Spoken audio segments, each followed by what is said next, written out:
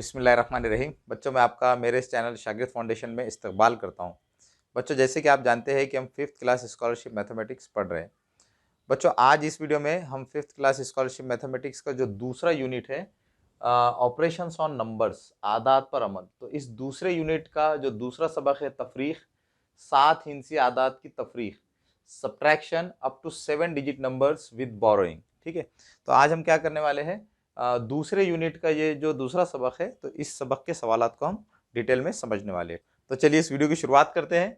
पहले सवाल में क्या करना है, पहले सवाल में हमको इन दोनों आदात की तफरीक करने पर चौकोन में कौन सा अदद आएगा ये मालूम करना है। ठीक है, तो हम क्या करेंगे, इन दोनों आदात की तफरीक करेंगे और ये मालूम करेंगे कि चौकोन में कौन सा अदद आएगा। ठीक है बच्चों, तफरीक किस तरह से की जाती है इससे तो आप पहले से वाकिफ है। तो हम क्या करेंगे, इन दोनों आदत की तफरीक कर लेंगे। तो पहले इस अदद को लिख लेंगे 4 5 2 9 1। अब इस अदद को इसके नीचे लिखेंगे 3 2 0 9 0। ठीक है, अब इनकी तफरीक कर लेंगे। आदात की तफरीक हम किस तरह से करते हैं, आदात की तफरीक करने के लिए हम सीधे हाथ की तरफ से शुरुआत करते हैं। ठीक है, तो पहले हम यहाँ पर सीधे हाथ की तरफ से शुरुआत करके इकाई की जगह पर जो हिस्से है वंस प्लेस पर जो डिजिट्स है उनकी तफरीक करेंगे। तो 1 में से 0 को तफरीक करेंगे तो 1 बचेगा, 9 में से 9 को तफरीक करने पर 0 बचेगा, 2 में से 0 को तफरीक करने पर 2 ही बचेंगे, 5 में से 2 को तफरीक करने पर 3 बचेंगे और 4 में से 1 को तफरीक करने पर 1 बचेगा। ठीक है, तो इस तरह से इस अदद में से इस अदद को तफरीक करने पर हमारे पास कौन सा अदद आ गया है, 13,201। अब हम ये देखेंगे कि ऑप्शंस में 13,201, 13,201 ये कहाँ लिखा गया है। तो यहाँ पर आप देख सकते हैं कि ऑप्शन नंबर 4 में 13,201 ये लिखा गया है। तो इस तरह से सवाल नंबर 1 का करेक्ट जवाब क्या होगा, करेक्ट ऑप्शन क्या होगा, ऑप्शन नंबर 4। ठीक है, अब दूसरे सवाल को देखिए। सवाल नंबर 2 में वो क्या कह रहे हैं, सवाल नंबर 2 में वो कह रहे हैं कि दर्ज झैल में से किस तफरीक का जवाब 9,59,127 आएगा। ठीक है, इस सवाल में वो क्या कह रहे हैं, इस सवाल में वो ये कह रहे हैं कि किस ऑप्शन में आदात की तफरीक 9,59,127 आएगी। ठीक है, तो हम क्या करेंगे, यहाँ पर हर ऑप्शन में जो आदात की तफरीक दी गई है तो उसको चेक करेंगे कि किस ऑप्शन में आदात की तफरीक ये अदद आती है। ठीक है, तो हम पहले क्या करेंगे, पहले ऑप्शन में जो आदत की तफरीक दी गई है तो उनको चेक करेंगे कि इन आदत की तफरीक ये अदद आती है या नहीं। ठीक है, तो इसके लिए हम क्या करेंगे, इन दोनों आदत की तफरीक करेंगे और इन आदत की तफरीक हम खड़ी तरतीब में कॉलम के फॉर्म में लिख कर करेंगे ताकि कोई भी कन्फ्यूजन ना हो। ठीक है, तो पहले इस अदद को लिख लेंगे 967432। अब हमें क्या करना है, इस अदद को तफरीक करना है 159879। ठीक है, तो हम ये तफरीक कर लेंगे। तफरीक करने के लिए हम क्या करते हैं, सीधे हाथ की तरफ से शुरुआत करते हैं। तो 2 में से 9 तफरीक नहीं किए जा सकते, तो हम क्या करेंगे, यहाँ से उधार लेंगे तो ये बन जाएंगे 2 और ये क्या बन जाएगा, ये बन जाएगा 12। अब 12 में से 9 को तफरीक करेंगे तो कितने बचेंगे, 3। बच्चों, यहाँ पर आप देख सकते हैं कि जब हम इन आदात की तफरीक कर रहे हैं तो इन आदात की तफरीक करते वक्त इकाई की जगह पर कौन सा हिस्सा आ रहा है, 3 आ रहा है। ठीक है, लेकिन यहाँ पर आप देख सकते हैं कि इस अदद में इकाई की जगह पर कौन सा हिस्सा है, 7 ये हिस्सा है।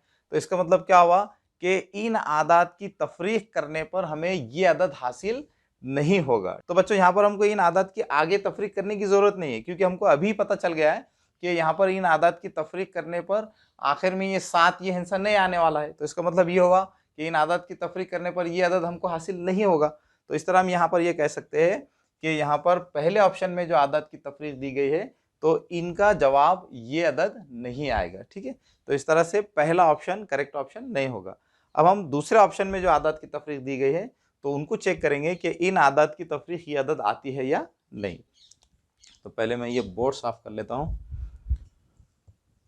अब दूसरे ऑप्शन में जो आदात की तफरीक दी गई है हम उनको चेक करेंगे कि उनकी तफरीक ये अदद आती है या नहीं। ठीक है, दूसरे ऑप्शन में कौन से आदत दिए गए हैं, 978951 और दूसरा अदद है 109824। अब हम इन आदत की तफरीक करेंगे तो सीधे हाथ की तरफ से शुरुआत करेंगे। 1 में से 4 को तफरीक नहीं किया जा सकता तो यहाँ से उधार लेंगे तो ये बन जाएगा 11। 11 में से 4 को तफरीक करने पर 7 हासिल होते हैं। 4 में से 2 को तफरीक करने पर 2 हासिल होते हैं। 9 में से 8 को तफरीक करने पर 1 आएगा। 8 में से 9 को तफरीक नहीं किया जा सकता, तो यहाँ से हम उधार लेंगे, तो ये बन जाएगा 18। 18 में से 9 को तफरीक करने पर 9 बचेंगे। 6 में से सिफर को तफरीक करने पर 6 ही हासिल होंगे और 9 में से 1 को तफरीक करने पर 8 हासिल होंगे। तो इस तरह से बच्चों यहाँ पर भी आप देख सकते हैं कि ऑप्शन नंबर 2 में आदात की जो तफरीक दी गई है तो उनकी तफरीक भी ये अदद नहीं आ रही है। तो इस तरह से ऑप्शन नंबर 2 भी करेक्ट ऑप्शन नहीं होगा।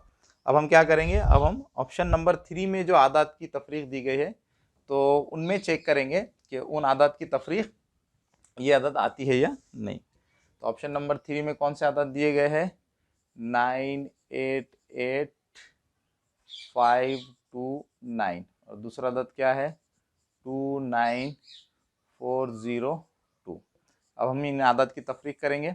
9 - 2 is 7, 2 - 0 is 2, 5 - 4 is 1, 8 - 9, 8 में से 9 को हम तफरीक नहीं कर सकते तो हम क्या करेंगे, बाजू से उधार लेंगे, तो ये बन जाएगा 18। 18 - 9 is 9, 7 - 2 is 5 और ये 9 एज इट इज़ आ जाएंगे। ठीक है, तो इस तरह से ऑप्शन नंबर 3 में जो आदात की तफरीक दी गई है तो यहाँ पर आप देख सकते हैं कि इन आदात की तफरीक का जवाब क्या आ रहा है, 9,59,127। 9,59,127। तो इस तरह से सवाल नंबर 2 का करेक्ट ऑप्शन क्या होगा, ऑप्शन नंबर 3। तो चलिए बच्चों हम सवाल नंबर 3 को देख लेते हैं। सवाल नंबर 3 में वो कह रहे हैं कि अगर इस अदद और चौकोन की तफरीक ये अदद हो तो चौकोन में कौन सा अदद आएगा। हमको यहाँ पर क्या करना है, चौकोन में कौन सा अदद आएगा ये मालूम करना है। ठीक है बच्चों, इस टाइप के सवालात को हल करने की एक मज़ेदार ट्रिक है, अभी मैं आपको ट्रिक बता देता हूँ जिसकी मदद से आप इस टाइप के सवालात को बहुत आसानी से और तेज़ी से हल कर सकेंगे। बच्चों मैं क्या करता हूँ, इस टाइप की मिसाल को, इस टाइप के सवाल को मैं थोड़े छोटे आदात का इस्तेमाल करके लिखता हूँ। ठीक है, अगर बच्चों इस तरह की कोई मिसाल हो, 10 तफरीक चौकोन मसावी है 6। ठीक है, मैंने यहाँ पर क्या किया है, इस टाइप की मिसाल को यहाँ पर थोड़े छोटे आदात का इस्तेमाल करके लिखा है। अब बच्चों अगर मैं यहाँ पर इस मिसाल में आपको ये पूछूं कि चौकोन की जगह पर कौन सा अदद आएगा तो आप बहुत आसानी से बता सकते हैं कि चौकोन की जगह पर यहाँ पर कौन सा अदद आएगा, 4। ठीक है, क्योंकि बच्चों 10 में से 4 को तफरीक करने पर 6 ये अदद आता है। तो इस तरह से हम यहाँ पर बहुत आसानी से कह सकते हैं कि चौकोन की जगह पर यहाँ पर क्या आएगा, 4 ये अदद आएगा। अब बच्चों अगर मैं आपसे ये सवाल करूँ कि चौकोन में ये जो अदद आया है 4, तो इसको हम किस तरह से हासिल कर सकते हैं, तो अगर आप यहाँ पर इस मिसाल में थोड़ा सा गौर करेंगे तो आपको बहुत आसानी से पता चल जाएगा कि यहाँ पर चौकोन में ये जो अदद आया है 4, इसको हासिल करने के लिए हम क्या कर सकते हैं, 10 में से 6 को तफरीक कर सकते हैं। ठीक है, तो इस तरह से अगर हम 10 में से 6 को तफरीक कर देते हैं तो 10 में से 6 को तफरीक करने पर हमें चौकोन में ये जो अदद आया है 4, ये अदद हासिल हो सकता है। ठीक है, तो इस तरह से बच्चों चौकोन में आने वाला अदद हासिल करने के लिए हमने यहाँ पर क्या किया है, 10 में से 6 को तफरीक किया है। ठीक है, तो बच्चों यही ट्रिक हम क्या करेंगे, यहाँ पर इस चौकोन में आने वाले अदद को मालूम करने के लिए इस्तेमाल करेंगे। यहाँ पर इस मिसाल में चौकोन की जगह पर आने वाले अदद को हासिल करने के लिए हम क्या करेंगे, जिस तरह से बच्चों यहाँ पर हमने यहाँ चौकोन में आने वाले अदद को हासिल करने के लिए हमने क्या किया, 10 में से 6 को तफरीक किया था। ठीक है, तो इसी तरह से यहाँ पर चौकोन में आने वाले अदद को हासिल करने के लिए हम क्या करेंगे, इस अदद में से इस अदद को तफरीक कर लेंगे। तो इस तरह से यहाँ पर हम इस ट्रिक को यूज़ करके यहाँ पर चौकोन में आने वाले अदद को मालूम कर सकते हैं। ठीक है, तो यहाँ पर मैं क्या करता हूँ, चौकोन में आने वाले अदद को मालूम करने के लिए इस अदद में से इस अदद को तफरीक कर लेता हूँ। तो हम यहाँ क्या करेंगे, इस अदद में से इस अदद को तफरीक कर लेंगे। तो 4, 7, 1, 7, 2, 7, इसमें से हमको क्या करना है, इस अदद को तफरीक करना है, 1, 9, 8, 7, 9, 0। अब हम इनकी तफरीक कर लेंगे। 7 में से सिफर को तफरीक करने पर 7 बचेंगे। 2 में से 9 को तफरीक नहीं किया जा सकता तो यहाँ से उधार लेंगे, ये 12 बन जाएगा। 12 में से 9 गए तो यहाँ पर 3 बचेंगे। 6 में से 7 तफरीक नहीं किए जा सकते तो यहाँ से उधार लेंगे, तो ये बन जाएगा 16। 16 में से 7 को तफरीक करने पर 9 बचेंगे। 0 में से 8 को तफरीक नहीं किया जा सकता तो यहाँ से उधार लेंगे, अब ये 10 बन गया, 10 में से 8 को तफरीक करने पर 2 बचेंगे। 6 में से 9 को तफरीक नहीं किया जा सकता तो क्या करेंगे, उधार लेंगे। तो ये बन जाएगा 16। 16 में से 9 को तफरीक किए तो कितने बचेंगे, 16 में से 9 को तफरीक करने पर 8 बचेंगे। 3 में से 1 को तफरीक करने पर 2 बचेंगे। तो इस तरह से इस अदद में से इस अदद को तफरीक करने पर हमारे पास एक अदद आ गया है 2,82,937। अब हम देखेंगे कि 2,82,937 कहाँ लिखा गया है। तो यहाँ पर आप देख सकते हैं ऑप्शन नंबर 2 में 2,82,937 लिखा गया है। तो इस तरह से सवाल नंबर 3 का करेक्ट ऑप्शन क्या होगा, ऑप्शन नंबर 2। तो चलिए अब हम क्वेश्चन नंबर 4 को देख लेते हैं। क्वेश्चन नंबर 4 में वो कह रहे हैं कि सारोला गांव की आबादी 1,54,389 है। उनमें से 1,08,457 लोगों के पास मोबाइल फ़ोन है। तो बताइए कितने लोगों के पास मोबाइल फ़ोन नहीं है। यहाँ पर क्वेश्चन में वो क्या कह रहे हैं, क्वेश्चन में वो कह रहे हैं कि सारोला गांव की कुल आबादी कितनी है, 1,54,389। 1,54,389। 1,54,389 में से वो कह रहे हैं कि 1,08,457 लोगों के पास क्या है, मोबाइल फ़ोन है। ठीक है, और हमको क्या मालूम करना है, हमको मालूम करना है कि अगर 1,54,389 में से 1,08,457 लोगों के पास मोबाइल फ़ोन है तो कितने लोगों के पास मोबाइल फ़ोन नहीं है। बच्चों सारोला गांव की कुल आबादी कितनी है, 1,54,389, और 1,54,389 में से 1,08,457 लोगों के पास मोबाइल फ़ोन है, और हमको ये मालूम करना है कि कितने लोगों के पास मोबाइल फ़ोन नहीं है। तो हमको कितने लोगों के पास मोबाइल फ़ोन नहीं है ये मालूम करने के लिए इस अदद में से इस अदद को क्या करना होगा, तफरीक करना होगा। ठीक है, तो हम यहाँ क्या करेंगे, इन आदात की तफरीक कर लेंगे। तफरीक करने के लिए सीधे हाथ की तरफ से शुरुआत करेंगे।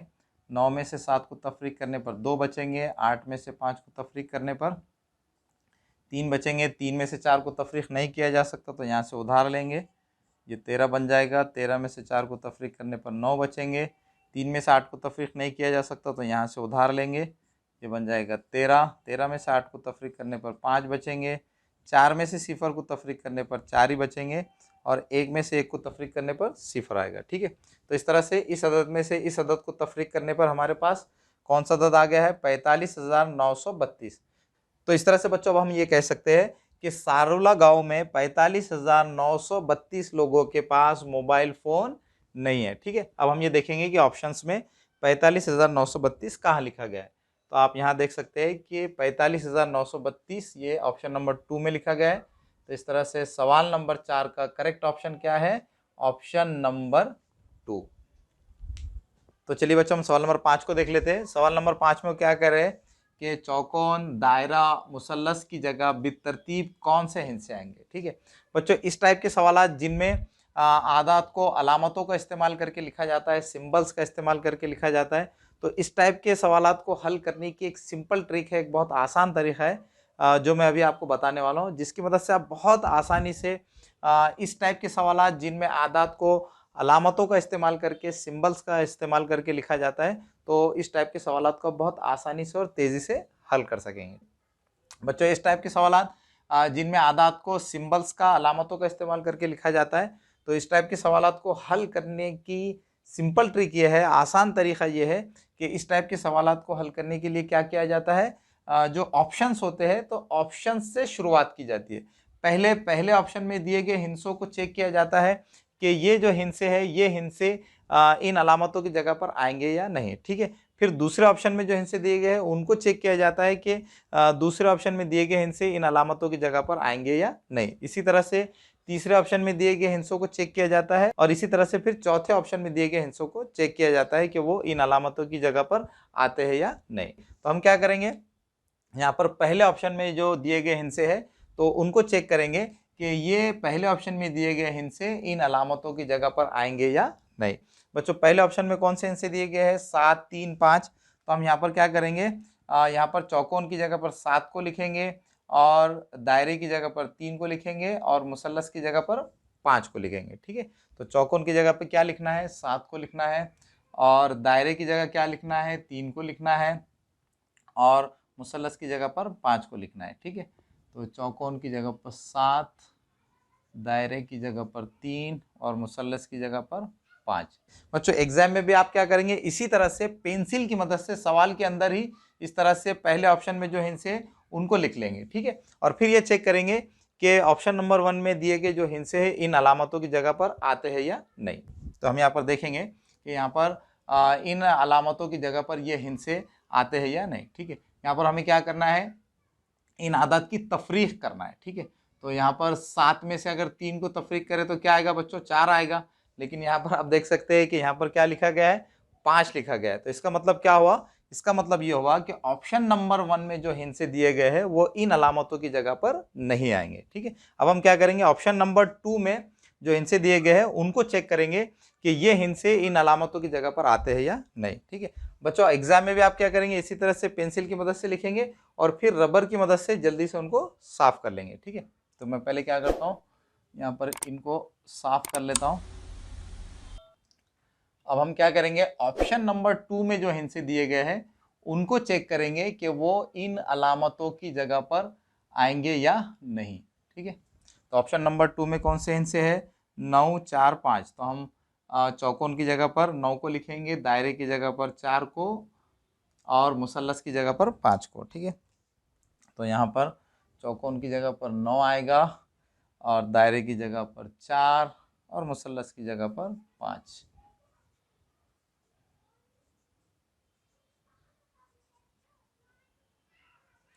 अब हम इनकी तफरीक करेंगे, ठीक है। तो यहाँ पर 9 में से 4 को तफरीक करेंगे तो क्या आएगा, 5। और आप यहाँ देख सकते हैं कि यहाँ पर 5 ही लिखा गया है। इसी तरह से 9 में से 4 को तफरीक करने पर 5 आते हैं तो यहाँ पर 5 ही लिखा गया है। इसी तरह से 9 में से 4 को तफरीक करने पर 5 आते हैं तो यहाँ पर 5 ही लिखा गया है।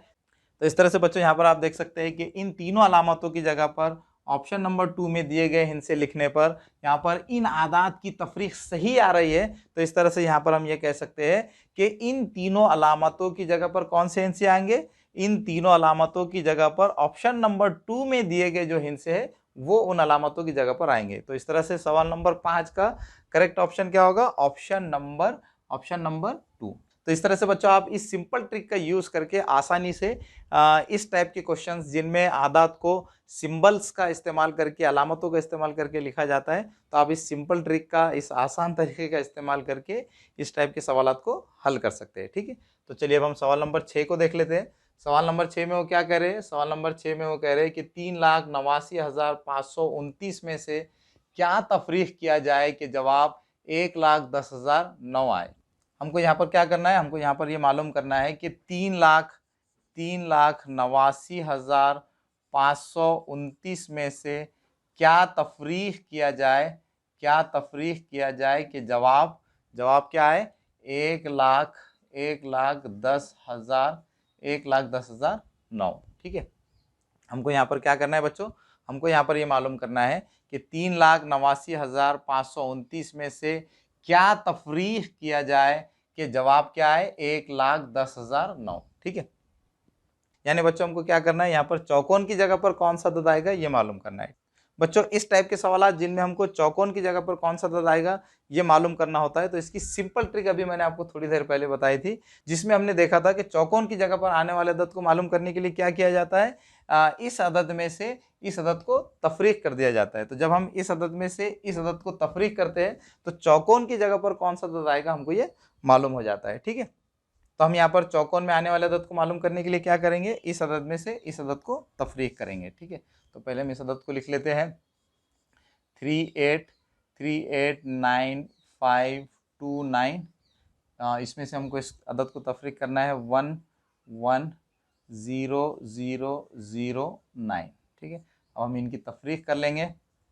9 में से 9 को तफरीक करने पर 0 बचेगा, 2 में से 0 को तफरीक करेंगे तो 2 बचेगा, 5 में से 0 को तफरीक करने पर 5 ही बचेंगे, 9 में से 0 को तफरीक करने पर 9 ही बचेंगे, 8 में से 1 को तफरीक करने पर 7 बचेंगे, 3 में से 1 को तफरीक करने पर 2 बचेंगे। तो इस तरह से इन दोनों आदत की तफरीक क्या आ गई है, 2,79,520।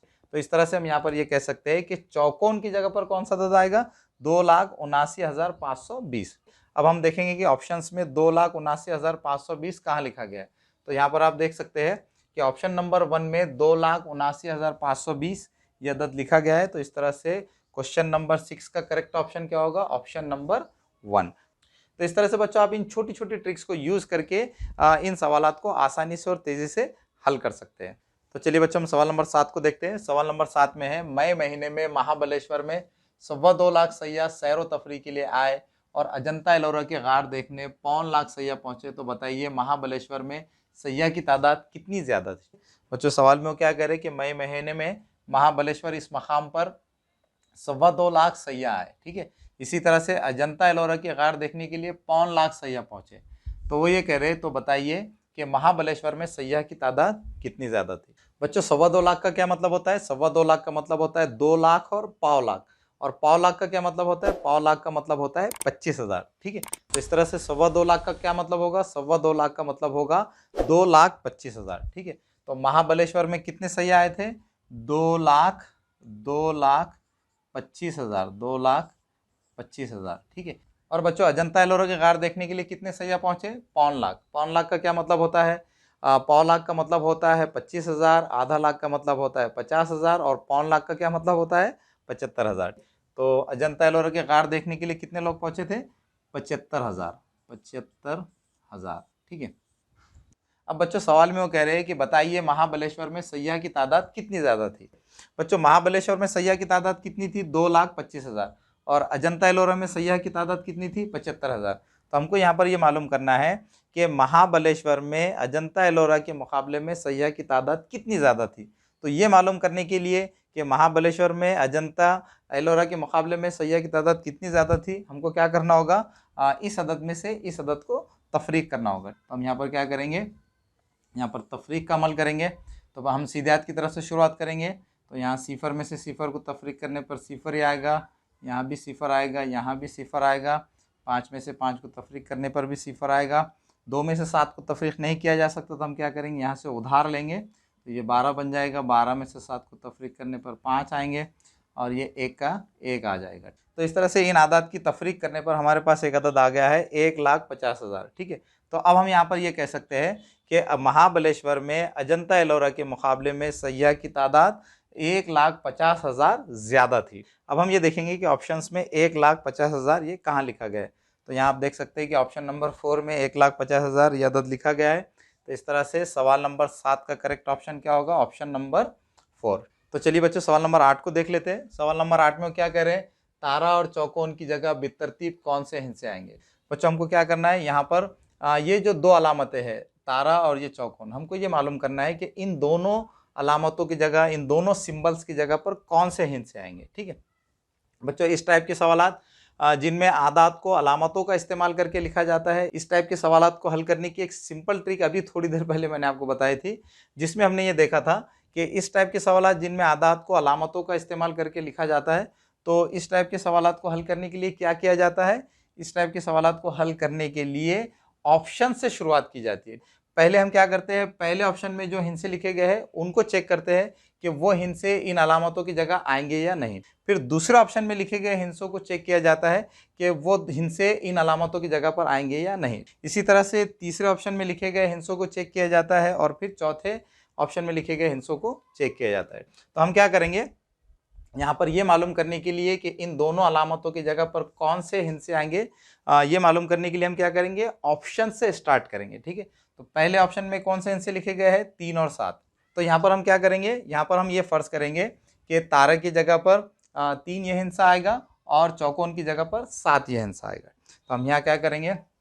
यहाँ ये फर्ज करेंगे कि तारे की जगह पर क्या है? 3 है, और चौकोन की जगह पर 7 है, ठीक है। बच्चों एग्जाम में भी आप इसी तरह से सवाल के अंदर ही पेंसिल की मदद से इन अलामतों की जगह पर हिंसे लिखकर ये चेक करेंगे कि ये हिंसे इन अलामतों की जगह पर आते हैं या नहीं, ठीक है। तो चलिए हम क्या करते हैं? यहाँ पर ये चेक करते हैं कि इन अलामतों की जगह पर ये हिंसे आएंगे या नहीं। यहाँ पर हमें क्या करना है बच्चों? इन आदत की तफरीक करना है। तो 8 में से 1 को तफरीक करने पर कितने आते हैं? 7 आते हैं। तो यहाँ पर 7 ही लिखा गया है। इसी तरह से 8 में से 4 को तफरीक करने पर क्या आता है बच्चों? 4 ही अदद आता है, तो यहाँ पर 4 ही लिखा गया है। और 3 में से 5 को तफरीक नहीं किया जा सकता, तो हम क्या करेंगे? बाजू से उधार लेंगे। तो यहाँ से हम एक उधार लेंगे, तो ये 13 बन जाएंगे, और ये 2 बन जाएंगे, ठीक है। 13 में से 5 को तफरीक करने पर कौन सा अदद आएगा? 8 ये अदद आएगा। तो यहाँ पर 8 ये अदद ही लिखा गया है, ठीक है। अब हम 2 में से 3 को तफरीक करेंगे, तो 2 में से 3 को तफरीक नहीं किया जा सकता, तो हम क्या करेंगे, यहाँ से एक उधार लेंगे, तो ये 7 बन जाएगा और ये 12। 12 में से 3 को तफरीक करने पर कितने आते हैं, 9 आते हैं, लेकिन यहाँ पर क्या लिखा गया है, सिफर लिखा गया है। तो इसका मतलब क्या है, इसका मतलब ये है कि यहाँ पर इन दोनों अलामतों की जगह पर ऑप्शन नंबर 1 में जो हिंसे लिखे गए हैं वो हिंसे नहीं आएंगे। अब हम क्या करेंगे, दूसरे ऑप्शन में जो हिंसे लिखे गए हैं उनको चेक करेंगे कि वो दोनों हिंसे इन अलामतों की जगह पर आएंगे या नहीं। ठीक है, तो पहले हम क्या करते हैं, इनको थोड़ा साफ कर लेते हैं। बच्चों एग्जाम में भी आप क्या करेंगे, पेंसिल की मदद से इस तरह से लिखकर रबर से इनको मिटा देंगे। ठीक है, अब हम क्या करेंगे, ऑप्शन नंबर 2 में, ऑप्शन नंबर 2 में जो हिंसे लिखे गए हैं उनको चेक करेंगे कि वो इन अलामतों की जगह पर आएंगे या नहीं। ऑप्शन नंबर 2 में कौन से हिंसे लिखे गए, 3 और 3। तो हम फर्ज करेंगे कि तारे की जगह पर भी 3 है और चौकोन की जगह पर भी 3 है। ठीक है, तो यहाँ पर हम 3 को लिख लेंगे, यहाँ भी 3 को लिख लेंगे। अब हम इनकी तफरीक करेंगे तो 8 में से 1 को तफरीक करने पर 7 आते हैं, लेकिन यहाँ पर क्या लिखा गया है, 3 लिखा गया है। तो इसका मतलब क्या है बच्चों, कि ऑप्शन नंबर 2 में जो हिंसे लिखे गए हैं वो इन दोनों अलामतों की जगह पर नहीं आएंगे।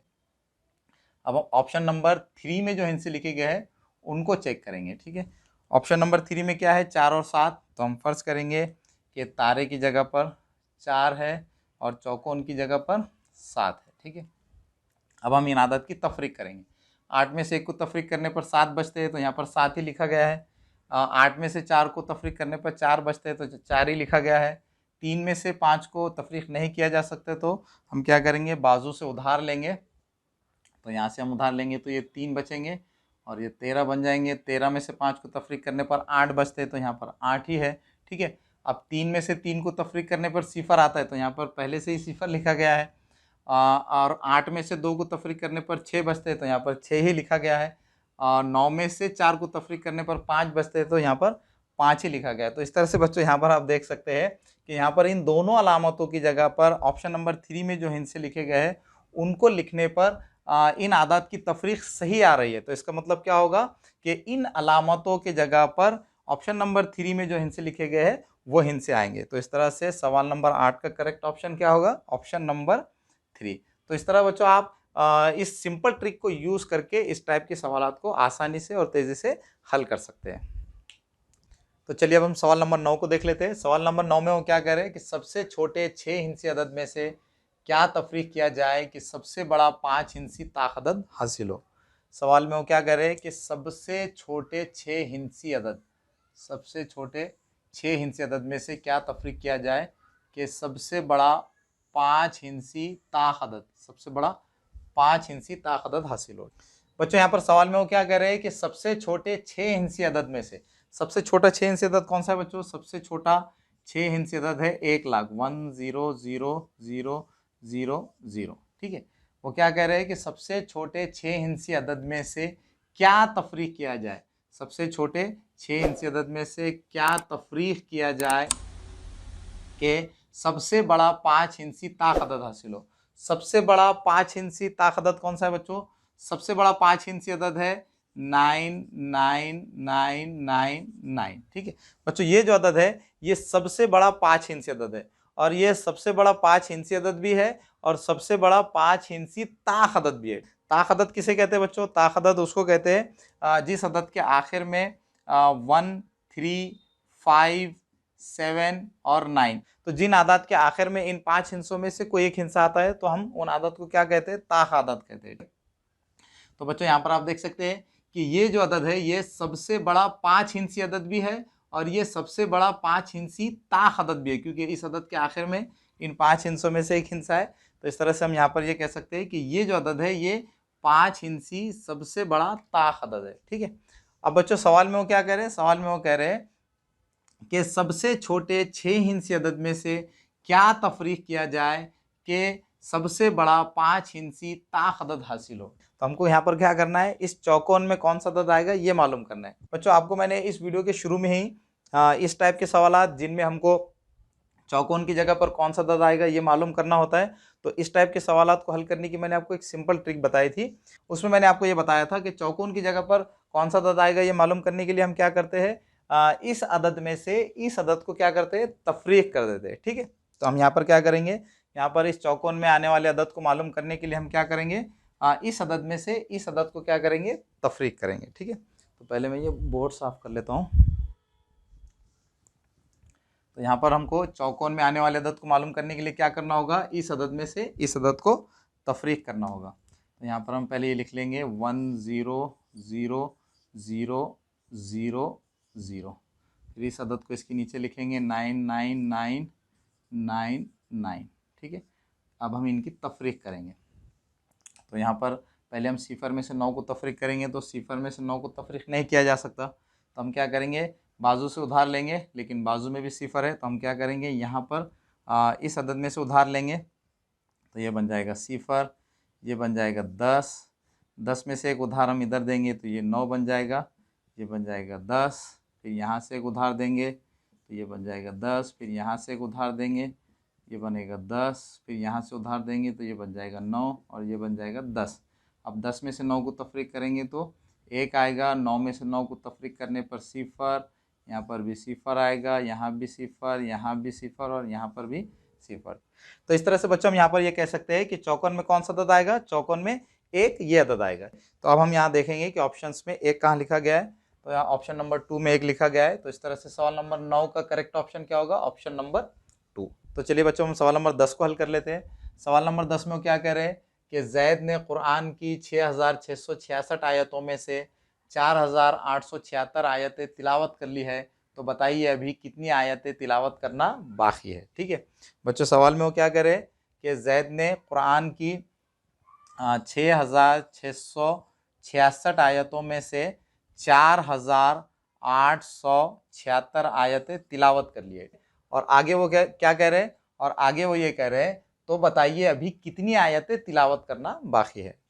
बच्चों जैद ने 6666 आयतों में से 4876 आयतों की तिलावत कर ली है, और अब हमको क्या मालूम करना है, अब हमको ये मालूम करना है कि अभी कितनी आयतों की तिलावत बाकी है। ठीक है, तो इसके लिए हमको क्या करना होगा, हमको इन आदात की तफरीक करना होगी। ठीक है, तो हम इन आदात की तफरीक कर लेंगे, तो 6 में से 6 को तफरीक करने पर सिफर आएगा, 6 में से 7 को तफरीक नहीं किया जा सकता तो यहाँ से उधार लेंगे, तो ये 16 बन जाएगा, 16 में से 7 को तफरीक करने पर 9 बचेंगे, 5 में से 8 को तफरीक नहीं किया जा सकता तो यहाँ से उधार लेंगे, तो ये 15 बन जाएंगे, 15 में से 8 को तफरीक करने पर 7 बचेंगे, 5 में से 1 को तफरीक करने पर 1 बचेगा। तो इस तरह से इन आदात की तफरीक करने पर कौन सा अदद आया है, 1790। तो इस तरह बच्चों इन दोनों आदात की तफरीक करने पर हमारे पास एक अदद आया है 1790। तो इस तरह हम यहाँ पर ये कह सकते हैं कि अभी 1790 आयतों की तिलावत बाकी है। अब हम ऑप्शंस में देखेंगे कि ऑप्शंस में किस ऑप्शन में 1790 ये अदद लिखा गया है। तो यहाँ पर आप देख सकते हैं कि ऑप्शन नंबर 3 में 1790 ये अदद लिखा गया है। तो इस तरह से सवाल नंबर 10 का करेक्ट ऑप्शन क्या होगा, ऑप्शन नंबर 3।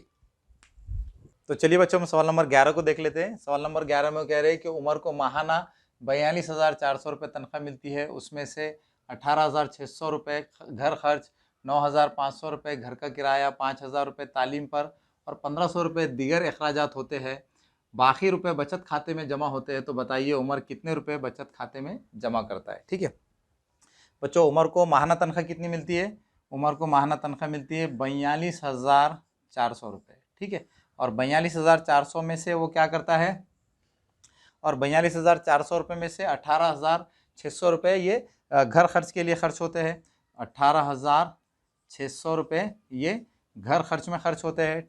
इसी तरह से 9,500 रुपये घर का किराया है, 9,500 रुपये घर का किराया है। इसी तरह से 5,000 रुपये ये तालीम पर खर्च होते हैं, और इसी तरह से 1,500 रुपये ये दीगर अखराजात है। ठीक है, तो इस तरह से बच्चों उमर को 42,400 रुपये ये माहाना तनख्वाह है, और 42,400 रुपये में से इतने रुपये वो हर महीने खर्च कर देता है। अब बच्चों सवाल में क्या कह रहे हैं, सवाल में वो कह रहे हैं कि बाकी रुपए जो बच जाते हैं, तो बाकी रुपए वो क्या करता है, बचत खाते में जमा कर देता है।